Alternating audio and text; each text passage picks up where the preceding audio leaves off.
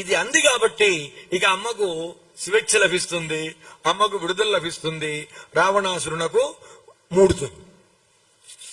మనం తప్పు చేయటం తప్పు కాదండి, తప్పు చేస్తాం. ఎవడన్నా నేను ఎప్పుడు తప్పు చేయలేదండి అంటే అదే వాడు చేసే పెద్ద తప్పు. నేను తప్పు చేయలేదు అంటమే వాడు చేసేటువంటి పెద్ద తప్పు. ఏమన్నదండి అమ్మ, మమైవ దుష్కృతం కించిత్ మహదస్తి ప్లవంగమా. నేనే పాపం చేశానయా ఆంజనేయ. కించిత్ మహత్ అస్తి, కించిత్ దుష్కృతం అస్తి, మహత్ దుష్కృతం అస్తి.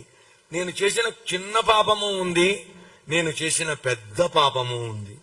చిన్న పాపం ఏమిటి? రాముల వారిని ఎగతాళి చేయటం, భగవద్ అపచారం. ఏమయ్యా తీసుకెళ్ళాయా అంటే తీసుకెళ్ళను, ఇక్కడే ఉండంటే మా నాన్నగారు పొరపాటు పడ్డారా? నత్వామన్యత వైదేహ పితామే మిథిలాధిప రామ జామాతరం ప్రాప్య స్త్రియం పురుష విగ్రహం. పురుష రూపంలో ఉన్న ఒక స్త్రీకిచ్చి పెళ్లి చేశాడు అంది. పురుష రూపంలో ఉన్న స్త్రీని అల్లుడుగా చేసుకున్నాడు అంది. ఇంతకన్నా దరిద్రమైన మాట ఏం కావాలండి? అయినా మంచి చెప్పాడు, వెళ్ళా వస్తానందంతే. అది అపచారం కదా. భగవంతుణ్ణి తనకు ఎంత ప్రేమ ఉన్నా రాముల వారిని విడిచిపెట్టి ఉండలేకపోయినా మరి అమానంటం అపచారమే కదండి. అదే భగవద్ అపచారం. అంతకన్నా భయంకరమైన అపచారం మహదస్తి, గొప్పది, ఇంకా పెద్దది ఉంది. ఏమిటది అంటే లక్ష్మణ స్వామిని అనరాని మాటలు అంటాం. తమ సేవ కోసమే వచ్చినటువంటి లక్ష్మణ స్వామిని పట్టుకుని, దుర్మార్గుడా నువ్వు నన్ను కోరి వచ్చావు పాపి, నేను నీకు లొంగను, గోదావరిలో దూకైనా చస్తాను గాని నీకు లొంగను రా లక్ష్మణ అంది. రెండు చెవులు మూసుకుని వెళ్ళిపోయాడు లక్ష్మణస్వామి. జాగ్రత్తమ్మా అని. గీతలు గీయటాలు ఇట్లాంటివేం రామాయణంలో లేవండి.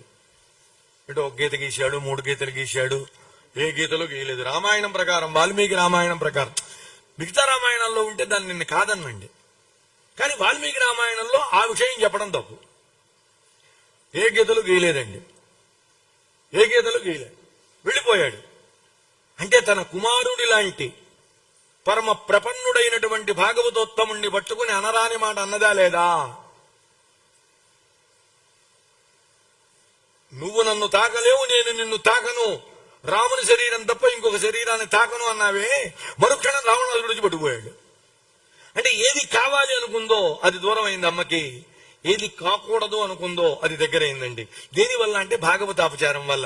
నేను అపచారం చేశాను, అది స్వామి పట్టించుకోవాలా, కానీ భాగవతాపచారం చేశాను లక్ష్మణస్వామి గురించి మాట్లాడి. ఈ 2 అపచారాల వల్ల నాకు ఈ వియోగం అనేది సంభవించిందయ్యా. అందువల్ల నా తప్పు ఒప్పుకున్నానని రాముల వారికి చెప్పవయా ఆంజనేయ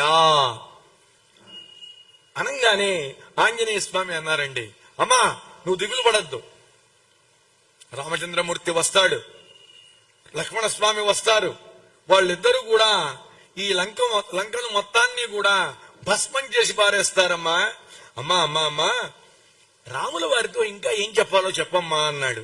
అంటే ఆవిడంది, నాయన కౌసల్యాదేవి లోకాల్ని కాపాడేటువంటి మహానుభావుణ్ణి కన్నది. ఆ మహానుభావుణ్ణి సుఖం పృచ్ఛ, క్షేమం అడిగానని చెప్పు. శిరసాచ అభివాదయ్యా, నేను శిరస్సు వంచి ఆ మహానుభావుని పాదాలకు నమస్కారం చేశానని చెప్పు. అంతేకాదయ్యా, ఇంకొక మాట చెబుతున్నాను విను. ఏంటంటే లక్ష్మణుడు ఉన్నాడయ్యా, ఇది ఇక్కడ ఆమె యొక్క సర్వదోషములు పోయినాయండి. పితృవద్వర్తతే రామే మాతృవన్ మాం సమాచరేత్.